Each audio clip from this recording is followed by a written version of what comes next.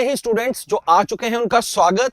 और दोस्तों यहाँ पर हम आज का जो डेली करंट अफेयर सेशन है उसकी शुरुआत करेंगे। और यहाँ पर मैं बताना चाहूंगा कि किसी रीजंस की वजह से क्लास आज लेट है और कुछ रिकॉर्डेड जो है और दोस्तों यहाँ पर जो है सबसे पहले क्वेश्चंस ही मैं पूछ रहा हूं और क्वेश्चनिंग और बहुत सारी एक्सप्लेनेशन साथ साथ है। तो क्वेश्चन है हमारा, सुप्रीम कोर्ट ने डिक्लेयर किया है कि जो राइट टू मेंस्ट्रुअल हेल्थ है ये जो है हमारे संविधान का कौन से आर्टिकल में इसे डिफाइंड किया गया है। ठीक है, तो आर्टिकल 14, 19, 21 और article 32 right to menstrual health. ठीक है, तो बड़ा महत्वपूर्ण जो है निर्णय सरकार द्वारा ये लिया गया है। ठीक है, जो आपको बताना है, बहुत ही इंपॉर्टेंट जो है इशू है जो सरकार द्वारा दोस्तों ये बताया जा रहा है। ठीक है, तो जल्दी से, और यहां पर आंसर आ रहा है आर्टिकल 21। चलिए, बहुत ही सही answer, right to life and personal liberty. अब यहां पर वी हैव सम क्वेश्चंस। यहां पर सबसे पहला जो क्वेश्चन है मुझे आप बताइएगा कि आर्टिकल दोस्तों आर्टिकल, चलिए ये तो कल मैं बता भी चुका था, आर्टिकल जो 12 है। ठीक है, यहां पर आर्टिकल जो 12 है, 12 to 35, ये हमारे फंडामेंटल राइट्स हैं दोस्तों, हमारे संविधान का पार्ट 3 है। ठीक है, जो हमारे इसमें डिफाइंड है। अब आपके लिए क्वेश्चन है, थोड़ा डिफिकल्ट क्वेश्चन पूछ रहा हूं कि जब भारत में दोस्तों अगर भारत में इंटरनल इमरजेंसी लग जाए, ठीक है, भारत में जब इंटरनल इमरजेंसी लग जाए, इंटरनल इमरजेंसी दोस्तों आर्टिकल 352 के तहत एक ही बार लगी थी, और ये कब लगी थी? 1975 में लगी थी। तो उस समय पर जब इंटरनल इमरजेंसी लग जाए तो कौन सा फंडामेंटल राइट जो है वो सस्पेंड नहीं होता है? Which fundamental right can not be suspend during internal emergency? ठीक है, तो लेट्स सी। हाँ जी, क्वेश्चन समझ गए दोस्तों? आपको बताना है, during the time period of internal emergency in India which fundamental right can not be suspended? कौन सा मौलिक अधिकार फिर भी जो है एक्टिव रहता है? हाँ जी, जल्दी से। और यहां पर सौरभ कुमार और कई सारे स्टूडेंट बिल्कुल सही आंसर दे रहे हैं, आर्टिकल 20 और 21। Very good ji. ठीक है, बहुत सही आंसर दिया है। ठीक है, अच्छा एक बात बताएं, भारत में अभी टोटल 6 फंडामेंटल राइट है। किसी समय पर ये 7 हुआ करते थे, और ये 7वां जो खत्म हुआ है वो हुआ है राइट टू प्रॉपर्टी। ठीक है, तो मुझे ये बताइए कि दोस्तों ये जो राइट टू प्रॉपर्टी है इसको भारत की कौन सी भी अमेंडमेंट के थ्रू खत्म कर दिया गया था? कौन सी भी अमेंडमेंट के थ्रू इसे खत्म करने का निर्णय सरकार द्वारा जो है वो लिया गया था? आपको आंसर जो है वो देना है।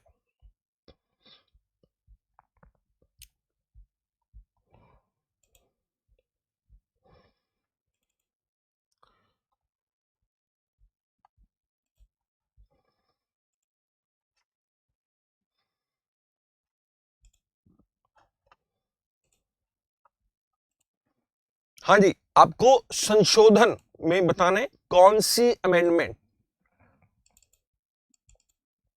हाँ जी, तो भाई यहां पर आंसर बिल्कुल सही आ रहा है, 44th अमेंडमेंट जो 1978 में जो है वो हुई थी। चलिए नेक्स्ट जो क्वेश्चन है, ठीक है, वो है, सेंट्रल गवर्नमेंट ने लॉन्च किया है pilot project to use digital food coupons via mobile. मतलब आप राशन कार्ड दिखाने की बजाय अपने डिजिटल जो है आपके पास जो है कूपन्स होंगे फूड को लेकर, तो दोस्तों उनको दिखाकर आप अपना राशन ले सकते हैं। तो ये कहां पर लॉन्च किया गया है? दिल्ली, मुंबई, कलकत्ता, पुडुचेरी, चंडीगढ़ और जो है गुजरात, केरला, तमिलनाडु, कर्नाटका या यूपी, बिहार, झारखंड? कहां पर इसे लागू करने का निश्चय किया गया है? ठीक है, अब आपके लिए कुछ पैरेलल क्वेश्चंस भी पूछूंगा, लेकिन सबसे पहले इसका आंसर देख लें। आंसर इसका है वो है हमारा चंडीगढ़, पुडुचेरी और गुजरात। ठीक है, वेरी गुड। अब यहां पर पहला क्वेश्चन आपके लिए कि लाडो लक्ष्मी योजना ये भारत के कौन से राज्य में लॉन्च हुई थी? दोस्तों इसमें 23 से 60 साल की लड़कियों को 2100 रुपया प्रति महीना मिलता है। ठीक है, और दूसरा जो प्रश्न है दोस्तों वो है नमो लक्ष्मी योजना। नमो लक्ष्मी योजना जो है ये भारत के कौन से राज्य में लॉन्च हुई है? 1250 करोड़ रुपया आवंटित किया जा रहा है। ठीक है, तो इसका जो उत्तर है वो हरियाणा है। नमो लक्ष्मी का भी बताएं जल्दी से। हरियाणा तो बिल्कुल सही उत्तर जो है आप दे रहे हो भाई, ठीक है, बिल्कुल सही आंसर जो है आपका आ रहा है। और दूसरा जो है answer is Gujarat, very good ji, ठीक है, सेकंड आंसर इज गुजरात जो है बिल्कुल करेक्ट आंसर है, ठीक है। तो डिजिटल फूड कूपन्स मिलेंगे राशन कार्ड की बजाय, ठीक है। ओके दोस्तों, यहां पर राशन कार्ड से जुड़ा हुआ एक फुल फॉर्म पूछूंगा, अब आप पता नहीं इसको बता पाएंगे या नहीं बता पाएंगे। ONOR, ठीक है। तो कोविड के टाइम पीरियड में दोस्तों बहुत बड़ी समस्या थी कि देश में लोगों के पास जो है, जहां पर वो काम कर रहे हैं, खासतौर पे जो लेबर है, ठीक है, तो वो जहां पर काम कर रहे हैं तो वहां पर उनको जो है राशन नहीं मिल रहा था, क्योंकि दोस्तों जहां पर आपका राशन कार्ड बने सिर्फ वहीं पर आपको उससे जुड़ा हुआ सामान मिल सकता है, ठीक है। लेकिन इसको देशव्यापी कर दिया और इसका फुल फॉर्म है one nation one ration card, ठीक है। तो ONOR का जो है ये नाम है वो दिया गया था, ठीक है। चलिए बहुत बढ़िया। फिर नेक्स्ट क्वेश्चन जो है महाराष्ट्र की पहली डिप्टी सीएम, ऑलरेडी दोस्तों आप जो है बता चुके हैं, सुनेत्रा पवार जी हैं, ठीक है। और ये जो है स्वर्गीय जो अजीत पवार है उनकी धर्मपत्नी है, जिनका भी हाल ही में प्लेन क्रैश में जो है वो देहांत हो गया था, ठीक है। फिर नेक्स्ट जो क्वेश्चन है वो है हमारा वो है 72वीं senior national women kabaddi championship, इसको कौन सी टीम जीती है? भारतीय रेलवे, हरियाणा, महाराष्ट्र या पंजाब, किसके द्वारा इसे जीत लिया गया है, ठीक है। तो आंसर जो है वो जरूर दीजिए और सही उत्तर जो है दोस्तों इसमें बी, हरियाणा इसका करेक्ट आंसर है। अब यहां पर मैं आपको ये भी बता दूं, ये सीनियर वुमेन कबड्डी टीम के साथ साथ दोस्तों अभी भारत में खेलो इंडिया विंटर गेम्स हुए थे। अब आप मुझे ये बता दें खेलो इंडिया विंटर गेम्स कहां पर हुए थे? इसका भी ओवरऑल जो विनर है वो दोस्तों हरियाणा ही रहा, इसका भी जो है इसको भी हरियाणा ने ही जीत लिया है, ठीक है। और इसका आयोजन कहां पर हुआ था? वो तो हॉकी में जीता था ITBP में, तो हाइब्रिड माइन, ठीक है। तो यहां पर ये कहां पर आयोजित हुए? ये हुए थे लद्दाख में, वेरी गुड जी, लद्दाख में इनका आयोजित किया गया, ठीक है। फिर नेक्स्ट जो क्वेश्चन है वो है हमारा कि अपने एक्सेलेंट एंड ऑपरेशनल एफिशिएंसी की वजह से कौन सा एयरपोर्ट बेस्ट एयरपोर्ट चुना गया विंग्स इंडिया 2026 में? मुंबई वाला, दिल्ली वाला, हैदराबाद वाला या फिर बेंगलुरु वाला? यहां पर आपको पता हो ये जो विंग्स इंडिया जो है 2026 है, ये दोस्तों कहां पर हुई? ये हैदराबाद में हुई, ठीक है। हमारे मंत्री कौन है? वो है मोहन नायडू जी, ठीक है। और यहां पर रिसेंटली ही जो है, आप मुझे ये भी बताइए एक, चलो पहले हम इस क्वेश्चन को आंसर कर लेते हैं। इसका जो कुछ बच्चे गलत उत्तर दे रहे हैं, बी नहीं है, करेक्ट उत्तर है इसका सी, इंदिरा गांधी इंटरनेशनल एयरपोर्ट, और ये दोस्तों कहां पर है? नई दिल्ली में है, ठीक है। यहां पर मैं एक्स्ट्रा इंफॉर्मेशन, अब देखो इनके नाम तो आपको पता है, मुंबई में छत्रपति शिवाजी इंटरनेशनल एयरपोर्ट, बेंगलुरु में केंपागोड़ा इंटरनेशनल एयरपोर्ट, हैदराबाद में राजीव गांधी इंटरनेशनल एयरपोर्ट। अब आपको यहां बता दूं दोस्तों, जो अंडोमान एंड निकोबार है, अंडोमान निकोबार में जो है वो है वीर सावरकर जो है इंटरनेशनल एयरपोर्ट, ठीक है। फिर अहमदाबाद में जो है वो दोस्तों वल्लभ भाई पटेल जो है इंटरनेशनल एयरपोर्ट, ठीक है। तो ये अहमदाबाद की हम जिक्र कर रहे हैं, ठीक है। इसके अलावा जो है लखनऊ में जो है अटल बिहारी वाजपेयी जो है वो एयरपोर्ट, ठीक है। तो फिर इसके अलावा जो है शहीद भगत सिंह जो है इंटरनेशनल एयरपोर्ट, दोस्तों ये कहां पर है? ये मोहाली चंडीगढ़ में है, ठीक है, भगत सिंह के नाम पर। और फिर जो सिखों के जो चौथे गुरु रामदास जी, ठीक है, गुरु रामदास जी, ठीक है, इनके नाम पर जो एयरपोर्ट है वो अमृतसर में है, ठीक है। तो अब आपके लिए क्वेश्चन है, आपको मुझे बताना है कि जो गुरु रविदास जी का जो है 649वां जो है प्रकाश पूर्व था अभी 2 दिन पहले, उनके नाम पर ये जो एयरपोर्ट है कहां पर रखा गया है? उनके नाम पर, क्योंकि जो है दोस्तों माघ जो पूर्णिमा है उस दिन उनका जन्म हुआ था, बनारस में उनका जन्म हुआ था, और प्रधानमंत्री जी गए थे। कौन से भारतीय राज्य में उनके नाम पर ये जो है एयरपोर्ट जो है रख दिया गया, ठीक है। तो Guru Ravidas airport, very good Saurabh, very good ji, ये जलंधर के पास जगह है आदमपुर, ठीक है, आदमपुर। तो वहां का जो एयरपोर्ट है दोस्तों अब लोगों के लिए खोल दिया गया और नाम जो है गुरु रविदास जी के नाम से कर दिया है, वेरी गुड। अच्छा मुझे बताएं कि वहां पर जो सचखंड जो है सचखंड डेरा है, सचखंड बल्ला डेरा, ठीक है, तो उसके मुखी का नाम क्या है, ठीक है, क्योंकि उनके जो मुखी को इस बार पद्मश्री अवार्ड जो है सरकार द्वारा डिसाइड किया गया, ठीक है, और 1994 से ही 94 से ही वो गुरुद्वारा बल्ला के जो है वो चीफ के तौर पे काम कर रहे हैं, ठीक है। तो वो चीफ का जो है नाम आप मुझे जल्दी से बताएंगे, क्या नाम है जी, ठीक है। तो उनका नाम है जो है सतगुरु उनका जो नाम है निरंजन दास जी, ठीक है, निरंजन दास जी, नाम याद रख लें, ठीक है। अच्छा चलिए यहां पर आपको पूछने लगा हूं पद्म विभूषण, पद्म भूषण, पद्मश्री। अब 3 क्वेश्चन पूछूंगा, टोटल इस बार पद्म अवार्ड्स कितने लोगों को मिला है। दूसरा क्वेश्चन पूछूंगा इस बार जो है जो पद्म विभूषण है उनमें से 2 मरणोपरांत है, वो मरणोपरांत जो है किसको मिला है, ठीक है। और बस यही 2 ही प्रश्नों का उत्तर दे दें। तो टोटल 131, वेरी गुड, 131 लोगों को मिला, जिसमें से 5 पद्म विभूषण, 13 पद्म भूषण और 113 पद्मश्री हैं, ठीक है। और यहां पर जो मरणोपरांत मिला है पद्म विभूषण, जो देश का दूसरा सर्वोच्च अवार्ड है दोस्तों, ये जो है एक तो धर्मेंद्र और दूसरे धर्मेंद्र के साथ साथ कौन है, वो है वीएस अच्युतानंदन। और ये वीएस अच्युतानंदन केरला के पूर्व मुख्यमंत्री जो है वो रहे हैं, ठीक है। फिर उसके बाद नेक्स्ट जो है ऑस्ट्रेलियन ओपन जो है वुमेन सिंगल्स किसने जीता है भाई, वुमेन सिंगल्स किसने जीता है, वुमेन सिंगल्स किसने जीता है, ठीक है। और आर्यना, इगा, कोको या एलेना, सिंगल सिंगल नाम थोड़े याद करने आसान हो जाते हैं ना, आर्यना, इगा, कोको या एलेना, ठीक है। तो करेक्ट आंसर जो है इसमें दोस्तों डी है। डी का मतलब है यहां पर एलेना जो है रायबिन्का द्वारा इसे जीता गया, और साथ ही साथ मेल कैटेगरी में कार्लोस अल्कराज ने जो है इसे जीता है। तो कार्लोस और एलेना इस बार के ऑस्ट्रेलियन ओपन के विनर रहे हैं दोस्तों। ये इसका 114वां एडिशन है ऑस्ट्रेलियन जो है ओपन का, इस बार जो हो रहा है। साल के 4 ग्रैंड स्लैम है, पहला ऑस्ट्रेलियन, फिर फ्रेंच, फिर विंबलडन, और लास्ट वाला जो है वो हमारा यूएस ओपन होता है। तो ये चारों के नाम आपको पता हो। यहां पर यह भी पता होना चाहिए कि लाल मिट्टी, रेड जो क्ले के ऊपर जो है वो फ्रेंच ओपन खेला जाता है, ठीक है। और कार्लोस अल्कराज की खास बात थी, इसने नोवाक जोकोविक को दोस्तों इसको लेकर हराया। फिर इंडियन कोस्ट गार्ड की अभी कौन सी भी एनिवर्सरी सेलिब्रेट की गई है दोस्तों, कितने साल हो गए इसके बनने को, 25वां, 40वां, 60वां या जो है 50वां। 1 फेब 2026 भारतीय तट रक्षक जिन्हें हम बोलते हैं जी।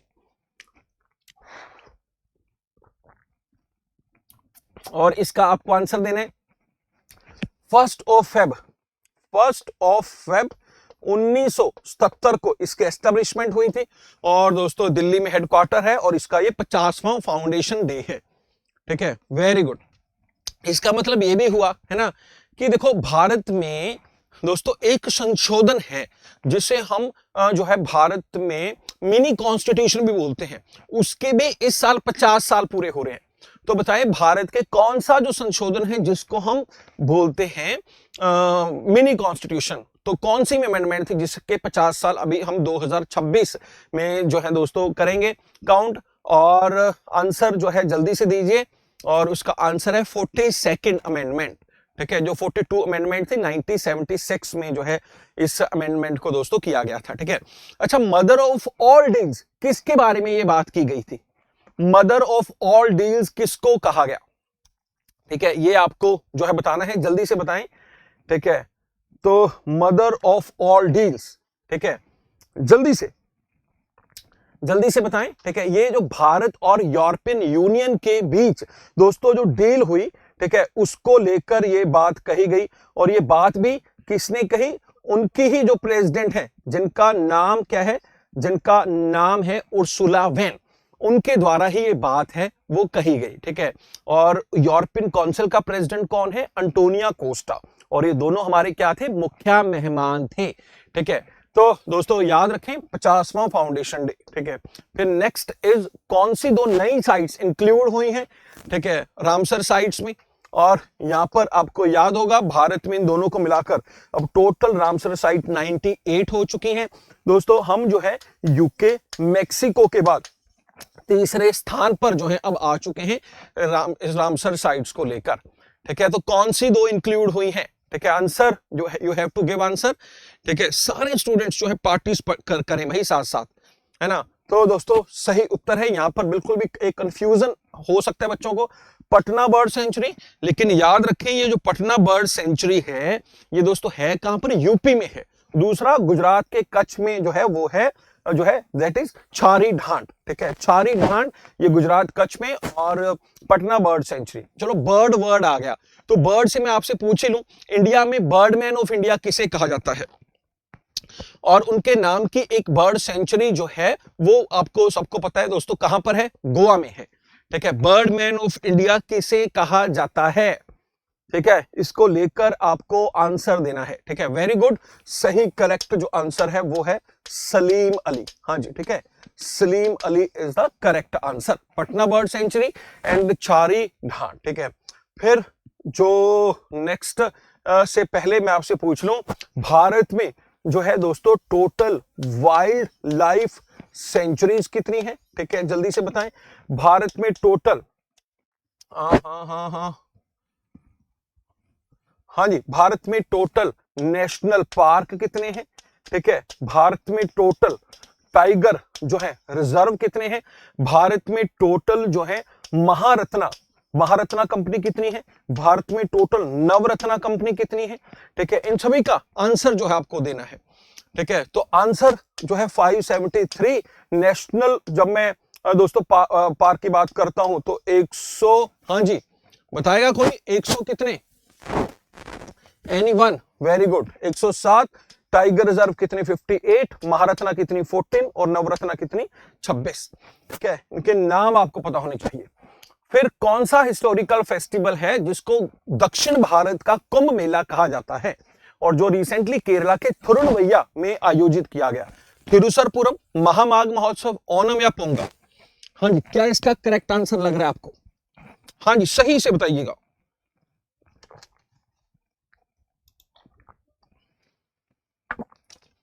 हाँ जी, जल्दी जल्दी से आंसर देना है, और सही उत्तर है दोस्तों बी, महामाघ महोत्सव, महामाघ। ठीक है, माघ का महीना है ना, अभी हमने पूर्णिमा सेलिब्रेट की थी, और जो इलाहाबाद प्रयागराज में सेलिब्रेट की जाती है।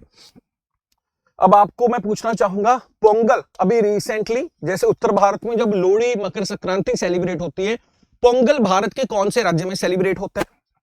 फिर दूसरा, पोष ये भारत के कौन से राज्य में सेलिब्रेट होता है। ठीक है, बिहू भारत के कौन से राज्य में सेलिब्रेट होता है। ये तब सेलिब्रेट होते हैं जब हमारे यहाँ हम लोहड़ी जो है ना, तो भाई सेलिब्रेट होती है। तो यहाँ पर उत्तर देना शुरू करें, ये केरला बिल्कुल गलत उत्तर है, स्टूडेंट दे रहे हैं। पोंगल जो है वो तमिलनाडु में है, पोष जो है वेस्ट बंगाल में है, बिहू जो है असम में है। एक लास्ट बता दीजिए चलिए, उत्तरायण, उत्तरायण कहां पर सेलिब्रेट होता है, उत्तरायण का सेलिब्रेशन कहां होता है। ठीक है, तो उत्तरायण जो है बता सकते हो, उत्तरायण जो है वो दोस्तों सेलिब्रेट होता है गुजरात में। ठीक है, Gujarat is the correct answer. चलिए, फिर जो है सूरजकुंड इंटरनेशनल फेयर, ये फरीदाबाद में हो रहा है, ये इसका इस बार 39th जो है एडिशन दोस्तों सेलिब्रेट किया गया। ठीक है, फिर ये सेल ई ब्रेटन, ये सेल ई ब्रेटन का मतलब है कि एम्प्लॉयज को लेकर जो है उनकी एनिवर्सरीज, बर्थडे सेलिब्रेट किए जाएंगे। तो आप बताएंगे कौन सी महारत्ना कंपनी ने ये डिसाइड किया है, एक कंपटीशन दोस्तों जो लॉन्च किया, सेल ए ब्रेटन, NTPC, Steel Authority of India Limited, ONGC या भारत हेवी इलेक्ट्रॉनिक लिमिटेड। और यहां पर मैं आपको बता दूं, रिसेंटली मिनिस्ट्री ऑफ स्टील द्वारा स्टील इंडस्ट्री में जितनी भी कंपनियां काम कर रही हैं उनमें सबसे बेस्ट एम्प्लॉय ओरिएंटेड कंपनी इसको अनाउंस, इसको जो है अवार्ड भी दिया गया था ये। ठीक है, तो आपको आंसर देना है। ठीक है, तो आंसर जो है जल्दी जल्दी से दीजिए, और सही उत्तर जो है इसमें वो है steel Authority of India limited. ठीक है, और अब आप मुझे steel Authority of India limited के साथ साथ भारत के इस्पात जो है मंत्री का नाम भी बता दें भाई, भारत के इस्पात मंत्री। और ये जो मंत्री साहब के पिताजी थे वो किसी समय पर भारत के प्रधानमंत्री भी रहे हैं, जिनका नाम था एच.डी. देवेगौड़ा। ठीक है, मुझे याद है जब मैं स्कूल में था तो जब सैटरडे को हाउस जो है दोस्तों लगा करते थे, और वहां पर मुझसे पूछा गया था एक बार कि बताएं एच.डी. देवेगौड़ा का पूरा नाम क्या है, तो मैंने बताया था हरदनहल्ली डोडेगौड़ा देवगौड़ा। ठीक है, तो इनका नाम एच.डी. कुमारस्वामी। ठीक है, इनका जो बेटा है एच.डी. कुमारस्वामी जो अभी मंत्री है। ठीक है, फिर जो है फर्स्ट पोजीशन जो है कौन से बी स्कूल को मिली, ये मिली IIFT, Indian institute of foreign trade को दोस्तों, जो दिल्ली में है। ठीक है, तो चलिए ये तो थे हमारी आज की जो है रिवीजन टाइप, है ना। अब जो है यहां पर दोस्तों कुछ में यहां पर हमारे साथ दोस्तों कुछ आज की 3 फरवरी की भी कुछ न्यूज देख लेते हैं। हालांकि इनको थोड़ा ज्यादा विस्तार उतना क्योंकि समय नहीं है, विस्तार पूर्वक नहीं जाएंगे, ठीक है, लेकिन थोड़ा बहुत जो है इनके बारे में पता जरूर हो, ताकि जब कल को आप इनके क्वेश्चंस जो है मेरे को आंसर करोगे, क्योंकि इनके आंसर्स भी जो है कल को पूछूंगा क्वेश्चंस, तो आपको डेफिनेटली जो है इनके आंसर्स पता हो, सही से आप आंसर दे पाए। हाँ, ठीक है। अच्छा, आप में से कितने स्टूडेंट हैं जो हमारे साथ टेलीग्राम से जुड़े हैं, जो हमसे इंस्टाग्राम से जुड़े हैं? ठीक है, तो भाई हम बहुत सारी जानकारियां जो हैं वो शॉर्ट्स की फॉर्म में, अलग अलग रील्स की फॉर्म में स्टूडेंट्स को प्रोवाइड करते हैं, तो हमारे टेलीग्राम से जरूर जुड़ जाएं। और ये सारी फाइल हम दूसरे उनके तरह नहीं है, ये सारी फाइल जो पूरी मेहनत करके 70-80 पेजेस की बनाई जाती है, ये दोस्तों ये हम आपको आफ्टर द क्लास प्रोवाइड भी करते हैं। ठीक है, तो ये आपको प्रोवाइड भी की जाती है। ठीक है, तो यहां पर जो है आज वाली न्यूज, ठीक है, तो यहां पर ठीक है देख लेते हैं।